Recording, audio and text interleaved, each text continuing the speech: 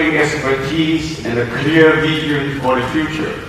He is driving Foxconn to the forefront of the AI economy. But before Chairman Liu joins us, let's watch a quick video on Foxconn's AI vision.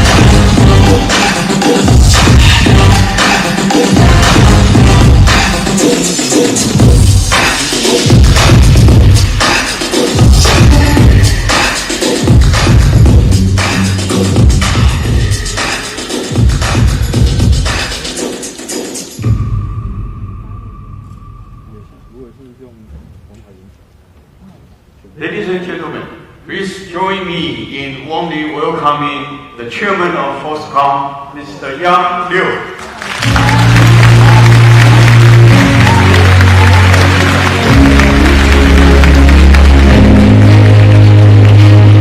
Thank you, James. Good morning, everyone.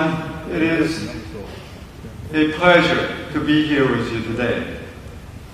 You have seen so many factories with so many robots running in our current factories.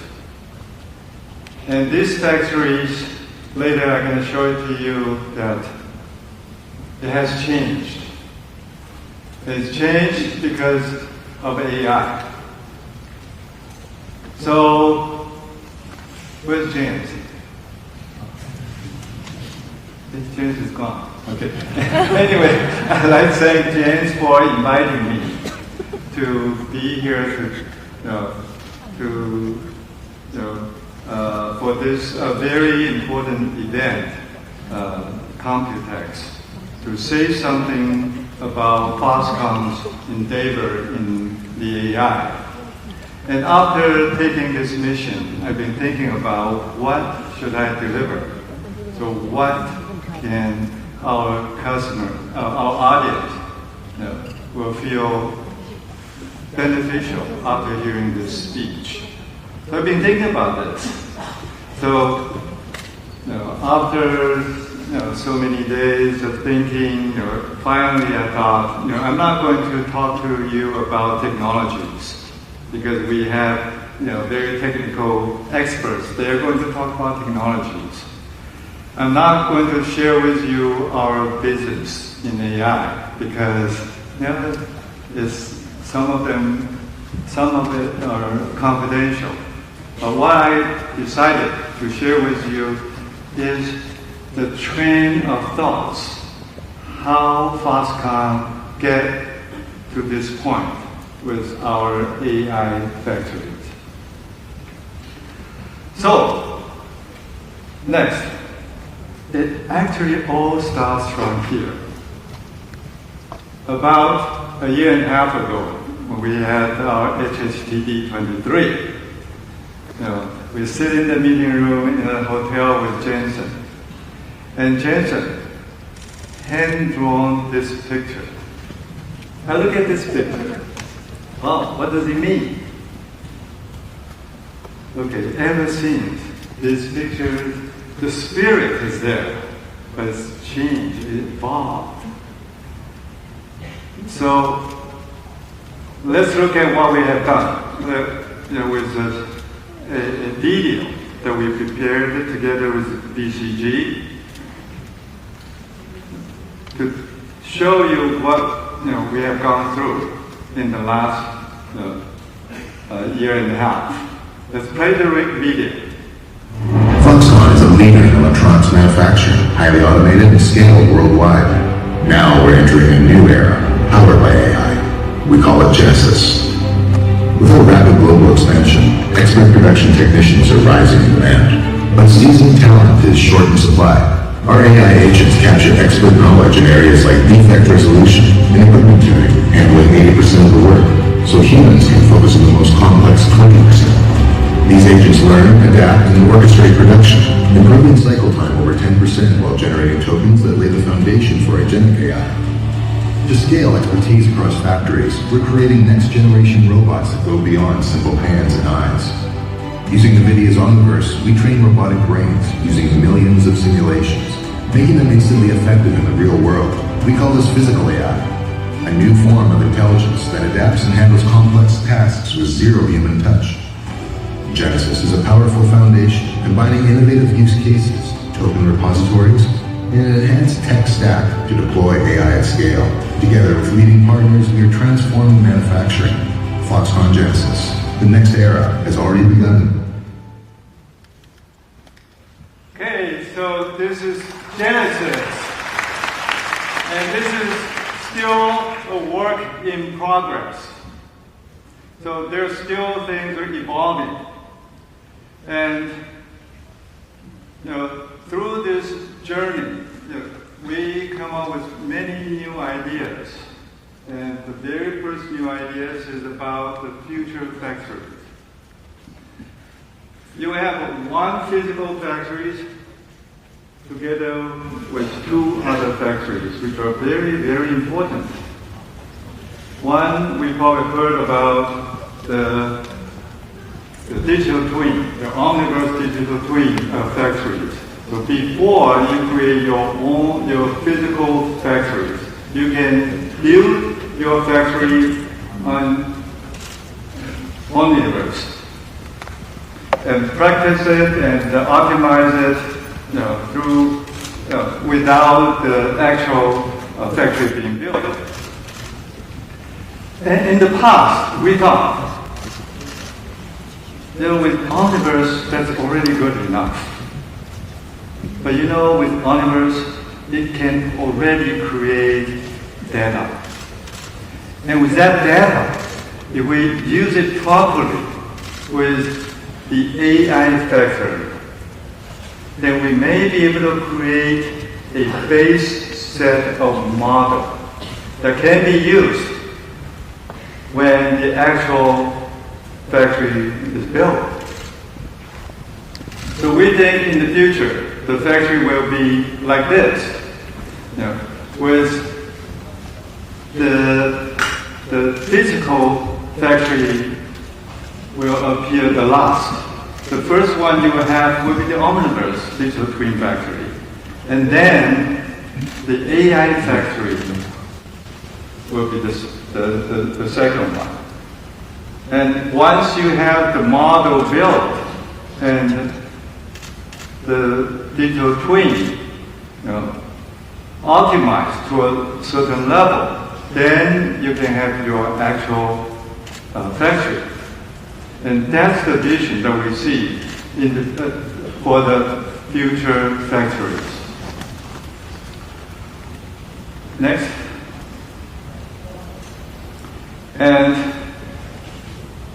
what you have seen that with the BCG effort, we have gone through so many use cases. And these use cases, after accumulating many hours of work with our technicians, we have very important findings, which I would like to share with you. And before this experiment or this study, we thought with Gen AI we can maybe replace every human. But very quickly we realized, no, it will not. If you look at this chart, the white curve is a human technician. How many times it will take the technician to try to reach to a certain level. And that's typical human. And with the blue and the green line, this is done with Gen AI's help. And you can tell with Gen AI very, very quickly, with 2 to 3 times of trial, it can reach 80%. But after 80%, look at the curve, the flatten. Okay. So the human can do much better than the Gen AI after 80%. So we come up with this temporary conclusion that with Gen AI, it can help for the 80% of the work. The rest of 20% will still have to be done by the skillful workers or technicians. Okay. That's a very important finding I would like to share with you. Next. And because of the scale of Foxconn's factories, we have central divisions. And we also have many BGs. And the BGs, they have factories across the world. And how we can come up with an architecture that will be able to support this large scale and very complicated implementation. And the model, and at the same time, allows the model to evolve by itself. And it requires a very, very complicated, the architecture becomes very, very important. We're still, it's still evolving. But we think with this initial architecture, we should be able to get to what we want, so that the model, the base model created by the central department, can then be utilized by the BG's factory all over the world. And then they can continue to train with their factory actual data. And those data and the trained models can then feed back to the central model. And the model in the central can then share the result to all the factories in the company. So this is the architecture that we come up with, and we think this, I just want to remind the audience that the architecture is very, very critical. It's not just the LLM itself, and how are you going to deploy the result of the LLM or the Gen AI is becoming very, very critical. Okay. So, next. While we're doing smart manufacturing, we're at the same time working on EV. And you probably heard of our HHTD, On High Tech Day. This is an annual event. In that event, we'll show to our audience our new EVs that we created in the last year. And the very first product that we delivered, which we shipped to the market, is the e-bus. And with that e-bus running on the streets in Kaohsiung, with a lot of sensors in the e-bus, on the e-bus, and we collected a lot of data of the street. Then very quickly we realized that, how are we going to utilize this data? We started looking for some way to share the data with the government and with the enterprises. And then, we realized that a lot of so-called smart city applications. They all work in silo. On our next page, we're going to talk about the smart city platform to address that problem. But with smart EV, we are going to provide the smart EV platforms to our potential customers. And this platform will include the onboard and offboard applications. And this platform, we will open it up to our customers, and also we plan to open it to make it a reference design for our MIH members. Okay. And we are almost there. And with Smart EV, the most recent news is that we will make an announcement together with Mitsubishi. Mitsubishi will be the very first car OEMs utilizing our reference models. With that reference model, for our customers, they can use our reference models. Maybe 80% of their work can be eliminated. They don't have to do the 80% of the work. Only they have to put 20% of their effort in making their new EVs. And that's very, very common in the PC industry. A good reference design gives a good foundation that including very thorough tests that are required for the systems. And with that test, that saves our customers a lot of time. So that significantly improves the time to market and time to cost for our customers. Please stay tuned with this new EV announcement. Next, we talked about the smart city while we were doing the e-bus, and we realized that most of the smart city applications, be it smart transportation, smart hospital, or smart schools, or smart buildings, they all work in silo. They don't work together.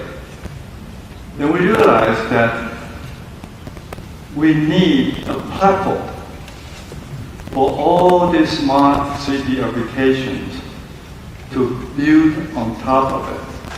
So that with this platform, it will connect the government, the enterprises, and citizens through this platform. And this platform will support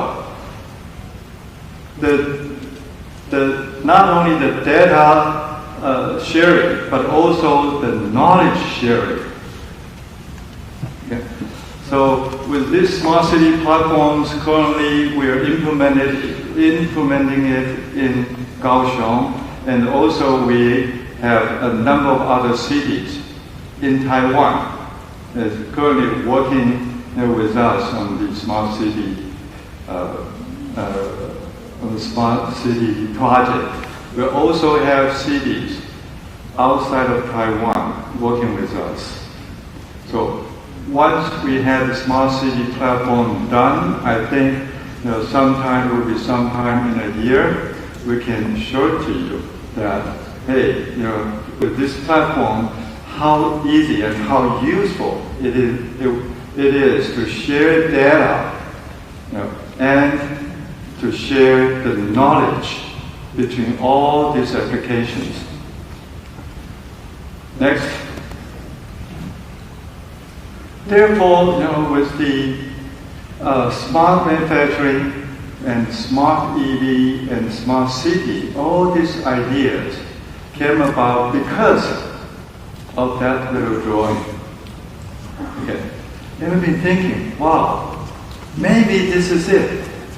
We need AI factories. The AI factory to power these 3 smart platforms. That's how we put all this together. And we make these 3 platforms and examples of how AI factory can do, what AI factory can do. Okay. So we demonstrated this idea in our, even at the GTC 25, GTC 25 about this idea. So you probably heard about 3+3 initiatives in the past from Foxconn.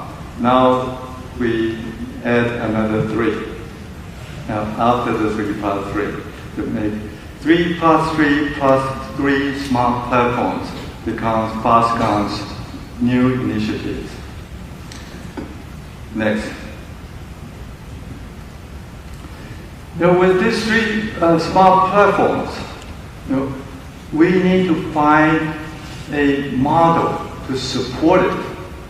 We've been looking for models that are adequate to support these 3 small platforms.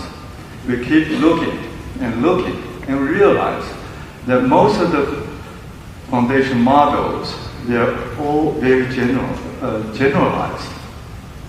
Okay. They don't understand about manufacturing, especially the data. They're all numbers, but the numbers from different machines means different things, and you have to have some understanding of this data in order to understand what it means. And with that finding, we also, together with EVs, also, it's not the general purpose LLM can handle. The general purpose LLM probably can answer, where you want to go, but what you know, if something going to break up, and the signal that sent from certain module means something will happen in the near future. And this knowledge and this tokens, they're all very, very different. If you don't have special training or special way of processing these tokens, it will give you not just illusion, falsification, but also illusions or wrong answers. So therefore, we better come up with our model to support these 3 applications. And therefore, the Foxconn brain idea comes about. And it's built on top of course, open source models. And currently we're using Llama 3, 4, and we sort of created high quality, large scale pre-training corpus. And Foxconn Kaohsiung data center will be used, and currently is being used, part of it, to build this model. And this first generation model specialized in reasoning, and that reasoning is a little different from the general reasoning because of the application. Okay. So the agentic workflow for very domain-specific application. And this is, Fox Brain is going to develop to solve the problem I just described. And we plan to open it, to make it open source, to the community. And hopefully, through your joining the open source communities, we can make this model more powerful, more useful. So with the Fox Grant idea, we think, oh, now that we have the applications, the 3 smart platforms, we know that we're going to build a Fox Grant model to support it. Next. Then, what do we build those things, those applications, those systems on? We look around, we realize, oh, NVIDIA is not just a chip company. It has a full stack of software to support it. And we realize that, with all the platforms that we talked about and the brand that we are going to create, the NVIDIA has a full stack to support us, to do that. So we're going to build our platforms on top of the NVIDIA AI software stack. Then the next one will be, what hardware should we use? Right? But with this, definitely it's NVIDIA hardware. So, we need hardware to run it, we need a tremendous compute power to support it, and that's why you heard the announcement yesterday. Next. The AI factory will build the very first NCP, AI data center. And this AI data center is targeted to have 100 megawatt of power. And you know the power, I don't want to use the word shortage in Taiwan. It's a very, very critical resource. So it takes us a couple of steps in order to build it up to 100 megawatts. So we will build, like 20 megawatts to start with, and then add another 40, in the next phase, then another 40. Okay. Some of it will be in Kaohsiung. The other ones we will look around in Taiwan to look for, where we can get the power the quickest. Then we will build the data center there. So with all this AI-related, the applications, the brand, and the software stack, and the hardware and computing power, all comes within the last 18 months. We've gone through all this journey, all this exercise to come up with the current status. Together, we work with BCP and BCG and NVIDIA and other partners to create the whole ecosystems. And hopefully, with all these ecosystems, we're able to become the leader in the AI manufacturing at the least. And if we're lucky, we can become the leader in the smart city platform.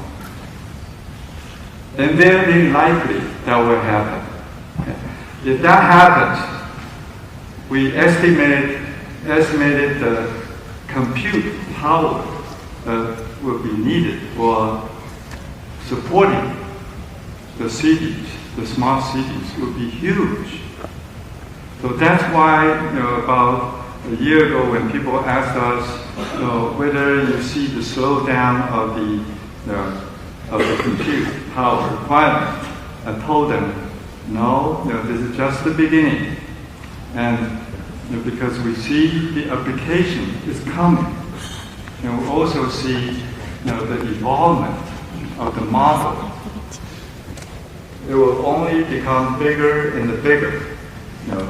So don't worry, it will not slow down, at least in the foreseeable future.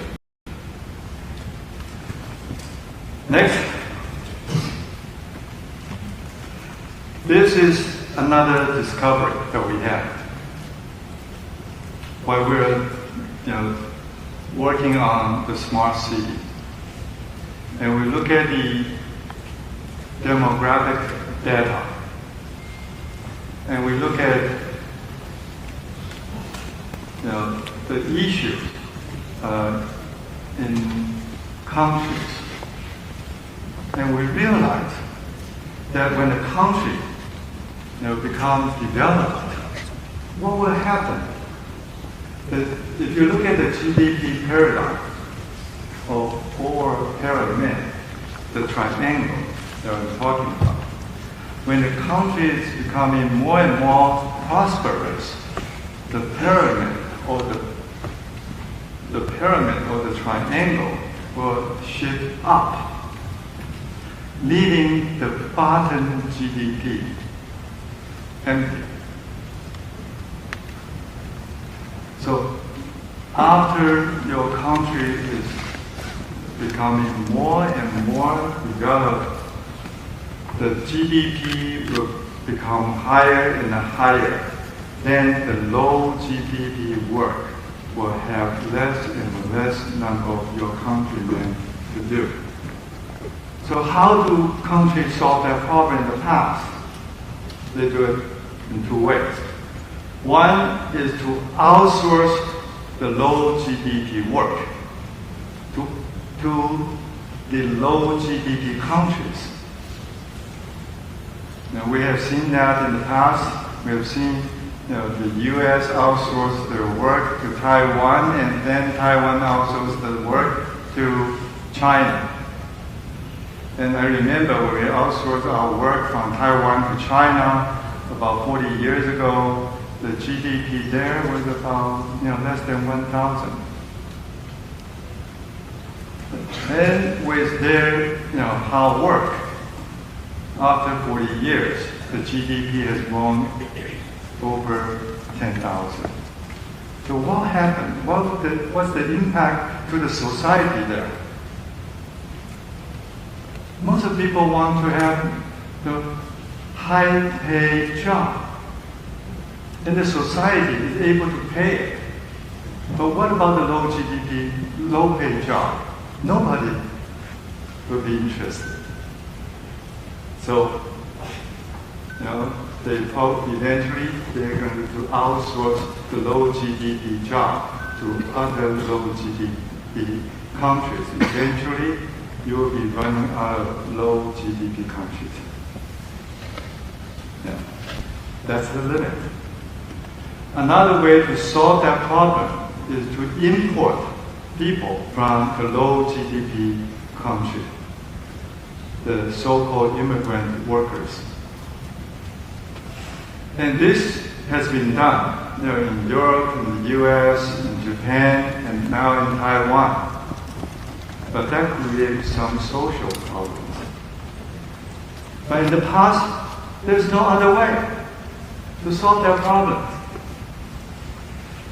Now with the advent of Gen AI, we see a great potential now.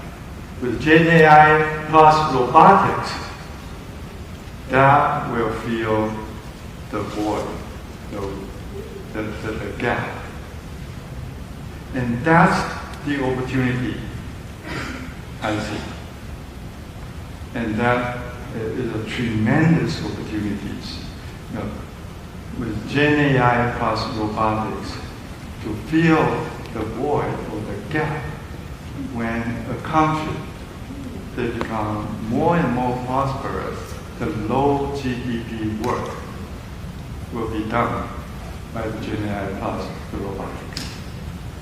It's not the circus. It's not the entertainment. I think that's the real challenge for all developed countries. So that's a great opportunity for all of us, and I urge you and the countries, developed countries, the leaders of the developed countries, to watch the development of this very, very carefully. So, I think that's the journey I would like to share with you. And as I said, we're not going to talk about the business. We're not going to talk about the technology, just the train of thought, how we started and how we come up with the current stage. And as I said, this is going to evolve. And with working with partners like NVIDIA and the technology leaders, we think with our collaborative work, we are able to accelerate that progress.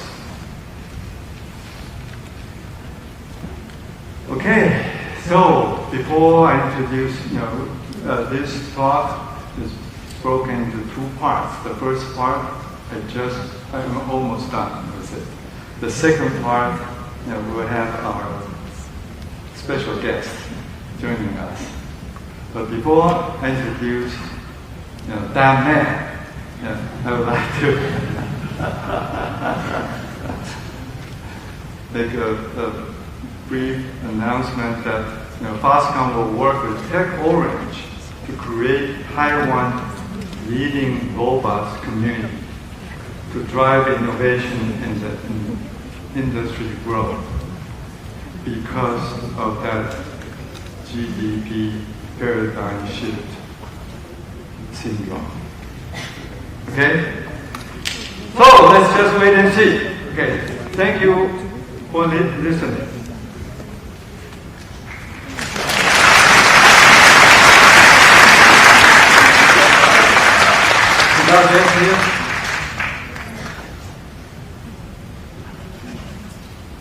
Okay, good.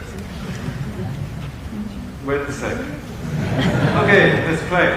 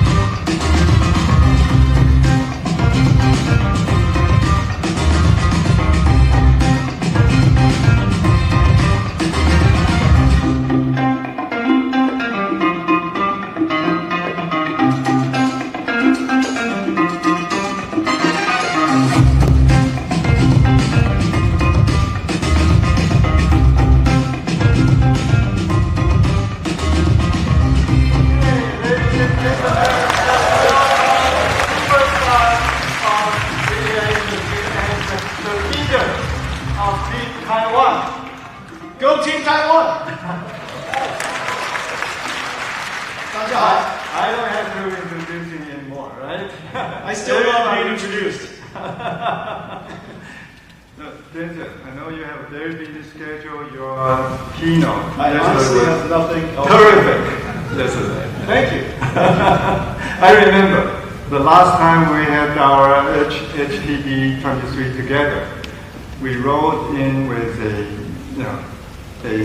Beauty and the Beast SUV. Do you remember? Beauty and the Beast. The car. In that car, I have to let you know a good news about it. Has been chosen by Mitsubishi to become their car. Wow. And that car will be running on the road roughly about a year from now. Okay. With the lovely green. And in the second half of the keynote, what I would like to do is to ask you questions and let you answer. Okay. Okay. So it doesn't matter what you ask. My answer is always the same.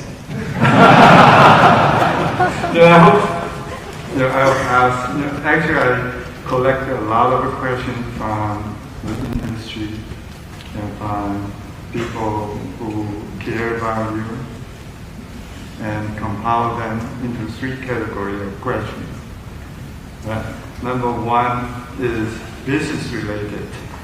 Do you want me to start with the business related stuff? If we start with business related, I will go so long, and then we'll end with just business related. So let's start with business related. I'm afraid to hear about the other two. Keeping under control. Okay. But it's not the questions that you thought about the business. It's not about NVIDIA chips or system business. It's about the Team Taiwan. The very first question. What is Team Taiwan from your point of view? Well, Taiwan is where our most important partners are. We've been coming here for 30 years. Yeah.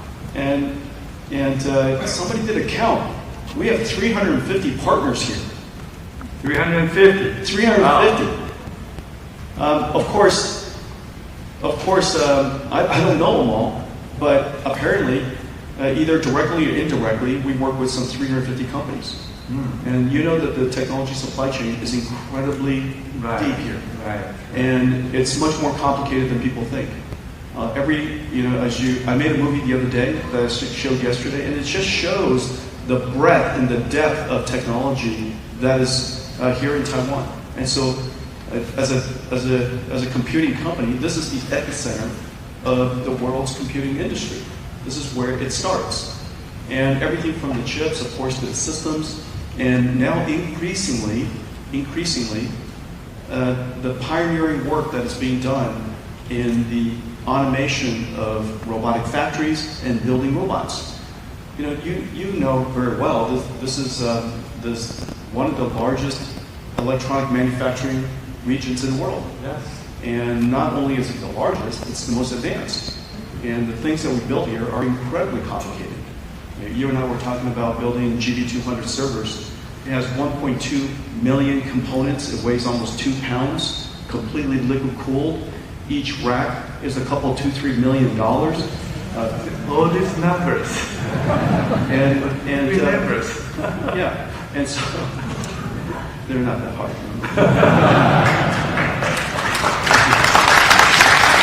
And just so you know, I rounded them all. It's 1.8 tons.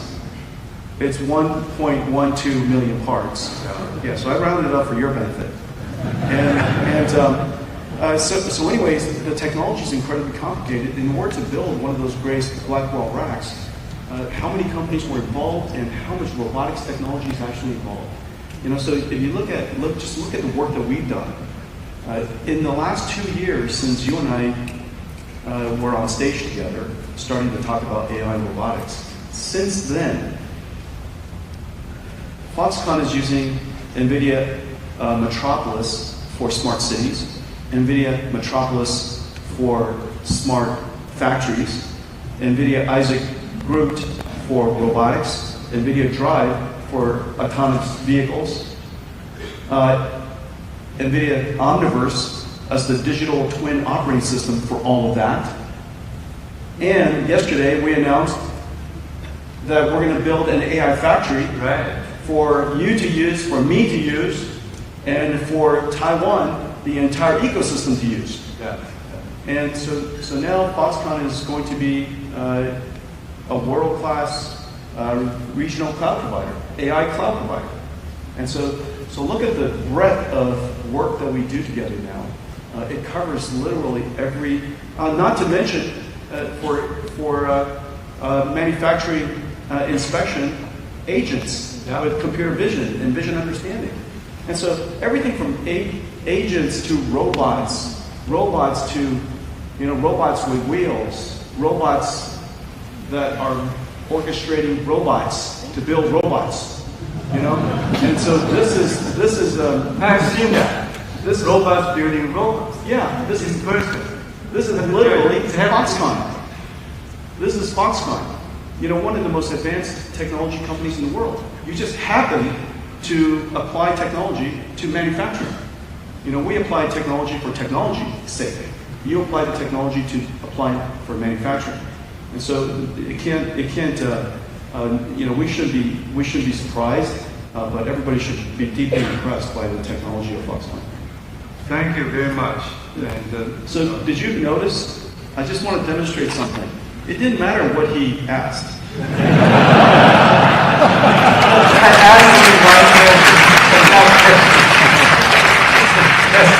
ahead and ask me about my jacket. No, I just want to demonstrate something. Okay. I'm not going to ask about jacket. No, I just want to demonstrate. It doesn't matter what you ask. You answer the same thing. Okay. Because from there, I was going to talk about omniverse and robotics. Great salesman. Anyway, my next question is: have you heard about TEMA? From who? TEMA. It's an association, Taiwan Electronic and Electrical Manufacturers Association. Did I do something wrong? Oh, there's something he doesn't know. I was just made the chairman of TEMA. TEMA. Well, congratulations! Congratulations! Did you do something wrong? I hope. No. But anyway, it's the largest association in Taiwan with more than 3,000 members and accounts for over 50% of export value of Taiwan. Okay. An aggregate number of workers in I thought Taiwan. Foxconn represented 40%. Okay, 37%. Because our business model is worldwide, so the revenue counted in Taiwan is only about half. So TEMA is the association. I think most of the members are, most of your suppliers are members of TEMA. Mm-hmm. Okay. Now, with this rapidly changing AI industry, what advices do you have for your suppliers in the TEMA, as a TEMA member? Mm-hmm. Any advices for them? Yeah, I do. It'll come to me in just a second. But I'm just going to have to start. I do. So let me make an observation. In fact, vast majority of the industries, the companies focused on industries, has largely been left behind as during the software revolution. And the reason for that is because you're obviously industrial because you understand mechatronics, you understand mechanicals, you understand chemicals, you understand the deep physics part, the sciences part of industry. That industry was formed out of the last industrial revolution. And Taiwan is excellent in those industries. But when software came, it was a brand new skill, and those skills were quite unusual and quite unnatural for these companies. Number one. Number two, first observation. The second observation is that when AI started 10 years ago, it was very interesting, but not very useful. Not very useful for the industrial companies. And the reason for that is because the AI understands English, but it doesn't understand physics, which is what you need. Everything that you do needs physical understanding, physical intelligence. When I roll a ball underneath a car, my dog knows to either go underneath the car or go around the car. But the AI thinks the ball has disappeared out of this universe. And so we need to have physical common sense. Now we're developing both of those things. Now, why is AI so great?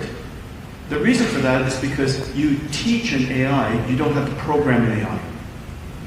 Software programming skills is no longer as vital as it was before. You have an opportunity to leap the software chasm and go directly to AI. In fact, I can prove it to you. Everybody is a software programmer now. The definition of a software programmer is somebody who programs a computer to do something. Right. That's a software programmer. Give me an example of somebody who can't tell ChatGPT to do something. And if you don't know how to even tell ChatGPT to do something, you say, ChatGPT, teach me how to teach you how to do something. Isn't that right? And ChatGPT writes a very nice prompt and says, try this. And I say, okay. Isn't that right? Incredible. So this computer is now intelligent. And intelligent systems are easier to use. And now you have an intelligent system that's easier to use. It understands the laws of physics. We combine all of that into Omniverse.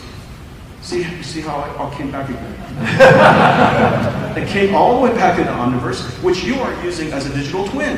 Isn't that right? Yes. Within the digital twin, you could design your plants, you could operate your plants, you could simulate your plants, and plan everything before you operated greenfield or brownfield. Exactly. Isn't that right? And so all of a sudden, every company in TAIPEI is now a technology company.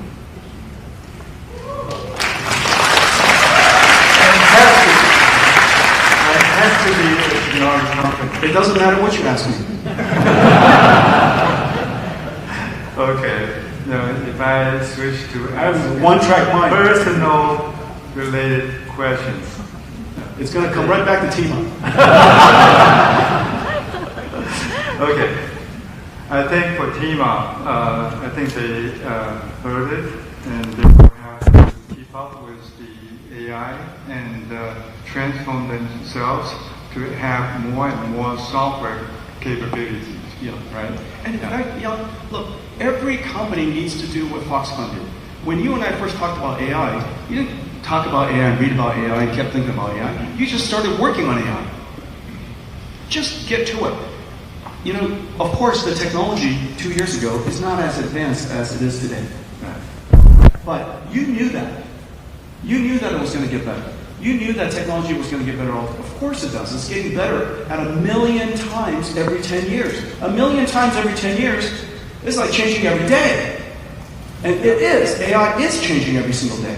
And so, but you engage it today with an expectation that these challenges that you're experiencing are going to get solved, almost by itself. But you've got to get engaged right away. Everybody has to develop a system. We have a system available to you. You bring it to your company, and you know, Foxconn and I will build it for you. All the software is available for you. We're already integrated into all of your software developers, whether it's Cadence or Siemens or right, Dassault or Autodesk or whoever it is. We're already working with all of your software developers. Omniverse is integrated into all of that. Nemo is integrated into all of that. And so you can start trying AI. And it's amazing what you've produced in just the last couple of years. The demos you showed me, you know, your factories are basically complete digital twins, and they look so real. Yeah. They look so real. Robots working inside it, incredible. So, in the past, we have physical factories. Then we use Omniverse to create digital twins. And then we realized we need AI factories to support both of them. That's right. To make it more and more powerful. And all these changes evolve so fast. And the reason why it's evolving so fast is all because that man, you, created this running so fast and advancing so fast every year. And my next question for you, do you see any limit in terms of a hardware speed, you know, for the AI? Remember, Moore's Law ended. Moore's Law ended because we're at the limits of physics. And so the cost of transistors is going up, as it should. The energy efficiency of the transistors and the processors are not going up very fast, understandably. And so we have to try different skills and different techniques. And so we're developing multi-chip packages, 3D packages, one way to do that. The other way to do that, of course, is this incredible invention called NVLink, where we connect all of these chips together into one giant chip. You know, the size of the wafer is probably, and so all of these chips are working together as one. We use advanced mechanical systems and liquid cooling systems to compress the systems into one giant rack. But very importantly, software. You know, our architecture and the algorithms that we're developing on top of it allows us to reformulate the AI models, reformulate how the work is distributed across these supercomputers.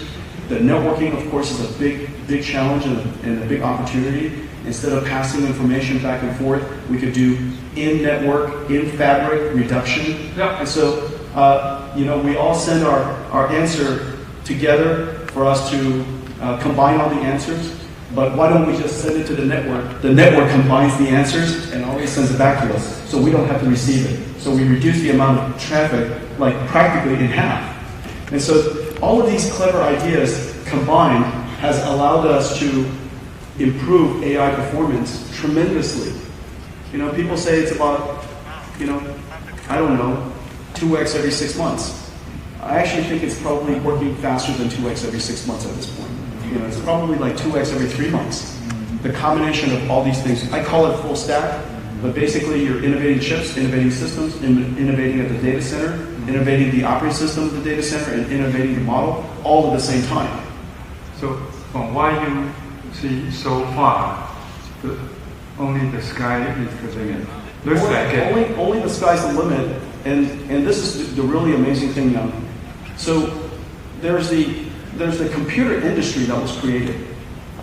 And remember, the first time I realized this was going to be an industry, that the computer industry was going to be, was when Bill Gates, in one of his interviews, and he was so young, it was 1984, maybe 1985.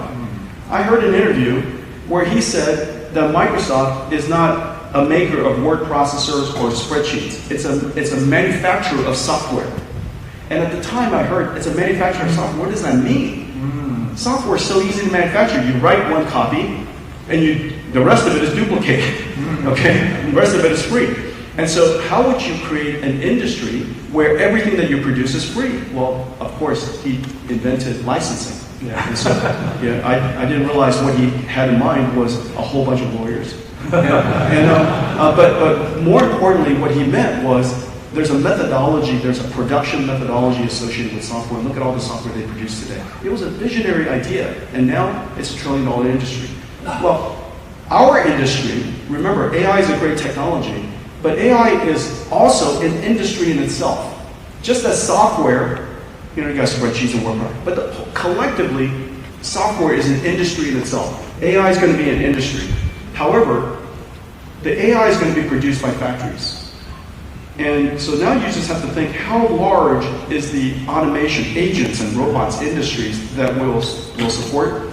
And every one of those agents and robots will need factories to produce the tokens for them at all times. I think that we've unquestionably discovered, invented, created a new multi-trillion-dollar industry, which is the reason why we're so excited about it.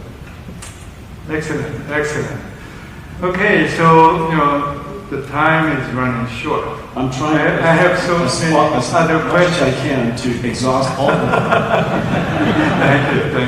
Then I'm gonna skip some of the technology-related questions. I'm gonna go to the personal question. I hope you will not be offended. Okay? Let's take a technology question. In China, everybody knows all my favorite restaurants in Taiwan anyway. No, it's not that. Everybody knows where I'm going to be this afternoon. It's not that. There's an old Chinese saying that every successful man stands a terrific woman. I'm not going to ask you who that woman is. But I want to ask you, do you... I hope it's the same one I have in mind.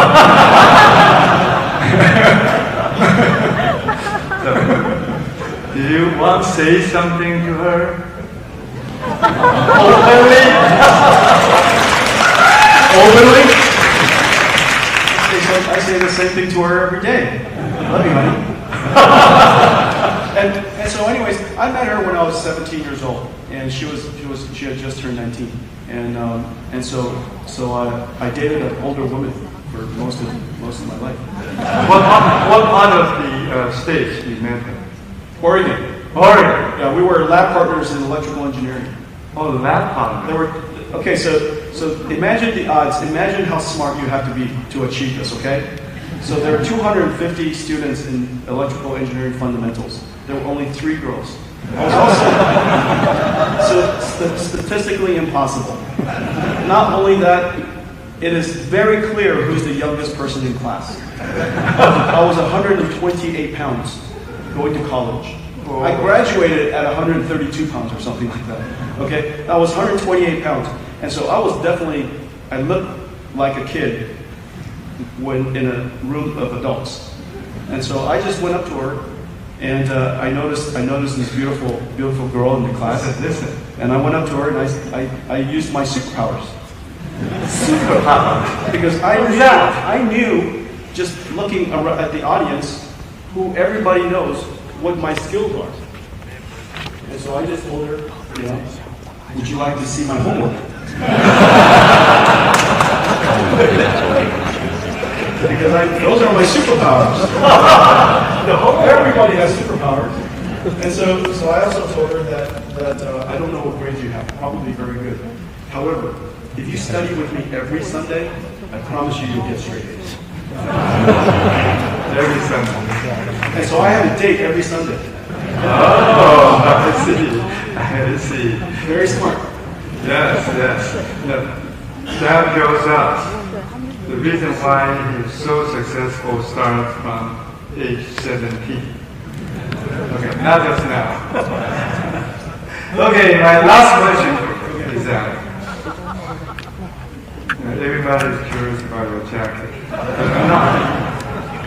Recently, your watch is becoming very popular. I don't know. You don't know. Where's your watch? I don't wear a watch. But on the news, is that fake news? Yeah, it's fake news. Oh, really? Well, that's a fake news. Yeah. Then I have to tell my wife, no, that's a fake news. I'm not going to buy you a watch if that's Okay, that's a fake news. That's it? No, that's fake news. I don't wear a watch. I don't care about the time. Right now is all that I don't care about. That's why I don't wear a watch. I'm 100% ready. It really confuses me. Is that watch news a fake news? It's probably a fake watch. Okay, thank you very much. We're very happy to have you here, and through the conversation, we know the other side of Jensen, and hopefully it will help you, to know Jensen more besides his chips and his success in his business. Well, my chips are pretty good. Don't worry about that. But if I could say, Young, I am delighted by our partnership. Obviously, we're manufacturing the most advanced computers the world's ever seen and ever known. And during our meeting yesterday, one of your leaders said, no one has ever manufactured systems this complicated. But very importantly, no one has ever manufactured supercomputers at this rate. Yes. Most of the time, you plan a supercomputer for 3 years, and you build one. We're cranking it out every hour. And so the idea that we're doing this at the scale that we're talking about is extraordinary. But that's the work that we do together for my benefit.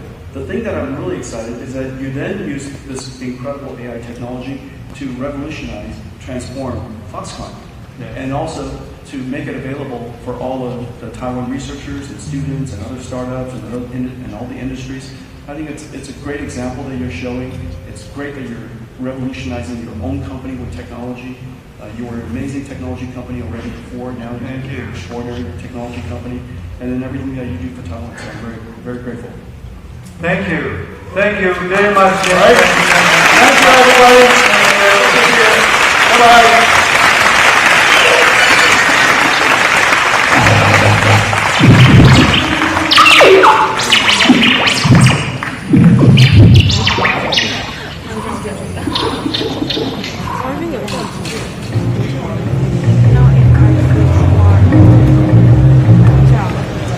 不是啊，我刚弄的那些新闻文件。Thank you for joining us today. 偷偷告诉大家，我最近发现了新法宝 Royal Face 逆时奇迹系列，它有活肤露、全效精华，还有精华霜。尤其我皮肤比较偏干，所以我非常的注重保湿。保湿做得好，肌肤自然烹润。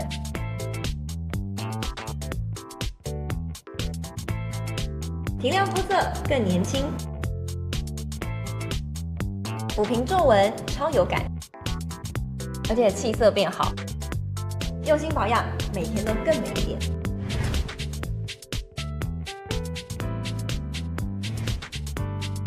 美吧。